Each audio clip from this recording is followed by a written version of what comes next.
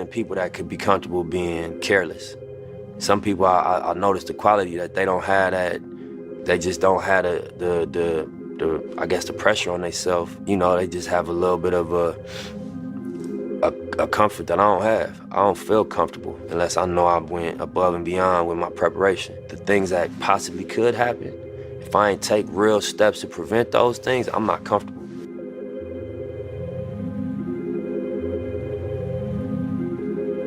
You know, I was always a hustler. So when I talk to a young dude, I'm like, bro, my advice to you is gonna be money advice. I don't gonna get philosophical, religious advice. Yeah. Bro, get you some money, you're gonna feel different. Straight up. You might even, all that other advice I could have gave you, this is the short version. You know, get you a couple dollars, man, you're gonna feel different. Words is powerful, you know? And I think that the ability to articulate, you know, you could really impact people.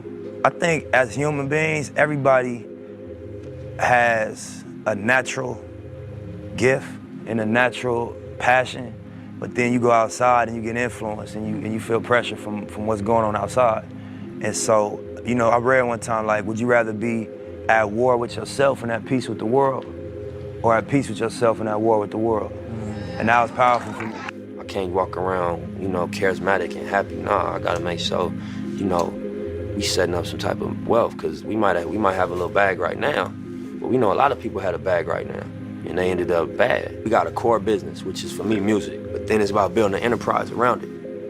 And I think, you know, that's what we see Jay-Z has done. That's what we see Puff has done. The music don't become how you pay the bills. It's a lot of pressure off of it. You got other things bringing in income. You can make music solely as an artist. You know, I be juggling. You know what I'm saying? I juggle a lot. I play a lot of positions. You know what I mean? So, my mentality when I do start to be like, damn, this is a lot. You know what I'm saying? It's just like, you know, that's what it's supposed to feel like. If you are going toward what the vision look like, and that's like greatness. That's, you know, on multiple levels. That's the vision that I'm working toward. So I'm like, I just think about that. Like, this shit ain't supposed to feel, you know, comfortable. It's supposed to be uncomfortable. It's supposed to stretch you. It's supposed to be a burden to a degree. And you gotta, you know, wrap your mind around that and accept it and embrace it. And you catch some wisdom off of that. You know what I mean? You gotta go hard, you gotta believe in yourself, and you gotta have a sense of humor and know that bullshit is gonna happen. You can't be too serious about it, too emotionally affected when bullshit happens. You have to just stick to the script, believe, have overwhelming confidence, be your own biggest fan, your own biggest believer, and put it on your back and carry the weight. You feel me? Obviously, having a passion for music since day one, the dream and the vision was to, you know, start a label and start a music movement, a music brand. And then just thinking, like, as a chess player, you know, assuming that we would have success in music, the next thing became, dang, what we do next? And just looking at the blueprint that people like Jay and Puff laid, we like want to, you know, offer our opinion into fashion. Yeah, so the actual brand, the name of the brand obviously is the Marathon, and it just stands for endurance. It stands for staying down. It stands for, like, not quitting, accepting the ups and downs of whatever game you commit yourself to and riding it out, you feel me? Because, you know, that's the reality of, you know, success or greatness, that it come with a roller coaster ride, you know? So I think that anybody could apply the Marathon concept to what they do, if it's sports, if it's fashion, if it's music, if it's hustling, whatever, you're on a marathon, you know? So to make that the basis of our, you know, fashion line, I look at it like, you know, we honor the people that ain't quit. We honor the people that stayed down.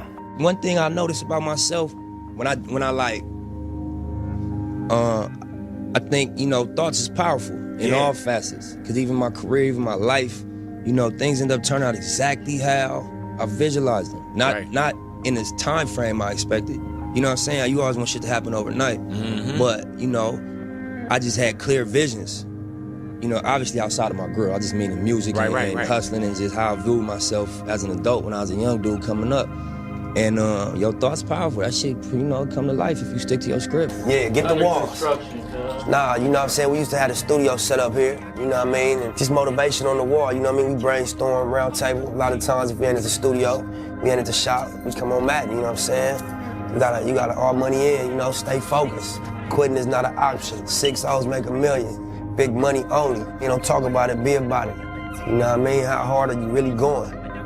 Different things that you wake up to, you know what I mean? When you're on this marathon. All my original goals, I met them. I had goals as somebody coming out the street.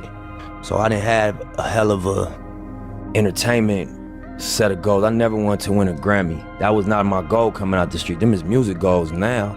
That I'm in the music game. That was never my goal. I never thought about selling 1 million records.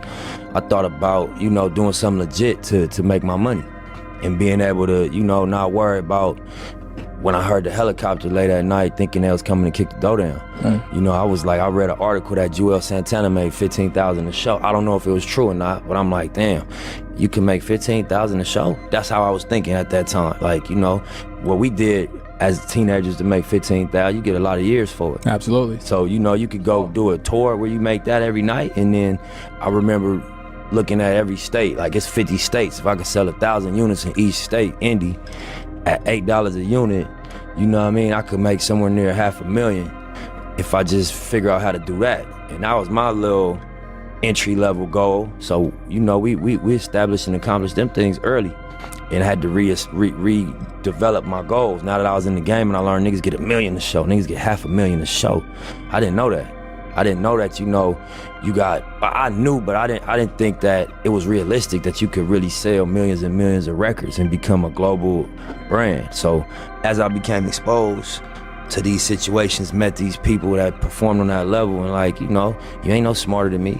You know what I'm saying? You just in a position. You just, you know, you sitting in a space where you can execute on that level. You know what I mean? I start reestablishing what my goals were. When you don't have resources, you in survival mode. You know, so being in survival mode automatically rules out a lot of things, because you don't care about morality, because you don't experience morality. You experience, you know, the need to survive. You don't experience, you know, fairness. You don't experience planning for the future. You just experience my ribs touching. You know what I mean? And it's better me than you. And, you know, it's a survival instinct that kick in. So I think once you get out of the survival mode, your morals come back closer to your daily decision making. You start thinking about what's right, what do I believe in. But until you get out of survival mode, you ain't got time to be worrying about right and wrong. You worrying about bottom line, you know what I mean? By any means necessary. So I think that economics is the answer. Empowering people economically is how you really, really impact. But I don't know if it's about dropping a bag of money in the hood. I think it's about impacting culture in a way that, you know, the mentality changes. I couldn't make a blanket statement to just the young people doing dirt. I don't think that's honest. You know what I mean? It's context for everything. Nothing happens in a vacuum, you know? But I would say that, you know what I mean, you're gonna lay in the bed you make. You're not gonna get away with nothing in terms of the energy. You know what I mean? You might beat the camera or the police. They might not catch you for what you're doing, but the energy is always gonna return to you.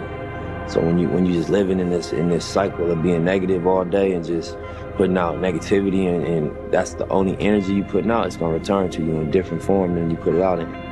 So I would just say, you know, master your energy. Do your best to master your energy and what you put out, you know, and unless that's what you want. You know, because you entitled to whatever you want to create, whatever experience you want to create for yourself. But if you're tired of that shit, adjust the energy. You know what I mean? As best you can. Adjust what you wake up thinking and what you say. And then, lastly, what you do. And that's not an easy thing to do, because it's such a pressure in these areas to just go by the way things are. But, you know, it's a lot of examples that you could look up to as young kids in the streets. You could look up to Kendrick Lamar. Not the words, forget what he's saying, just where he came from. I seen him, you could YouTube him freestyling in the Nicholson Garden Projects. You could look up to a Nip Hussle. You know, you could look up to any one of these guys that came from this hopelessness and you know, wiggled their way through it. You know what I mean? And you could reverse engineer what they did. You know, look at the steps, what happened.